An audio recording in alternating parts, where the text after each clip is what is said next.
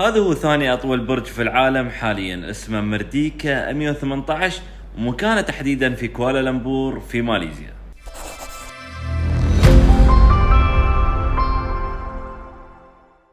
الارتفاع الرسمي أو خلنا نسميه الارتفاع المعماري تقريبا 679 متر، ولكن ارتفاع آخر طابق على سطح المبنى 518 متر تقريبا.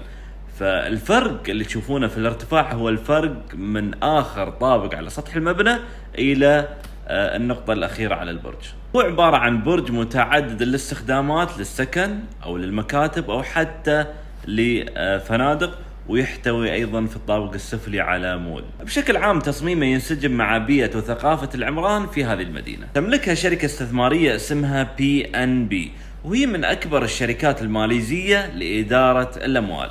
وحسب الأخبار والمصادر حاليا البرج في آخر مراحل البناء. شو معنى اسم البرج مرديكا 118؟ مرديكا جاية من كلمة الحر أو الحرية أو الاستقلالية من اللغات الماليزية، و118 هو عدد الطوابق في هذا البرج.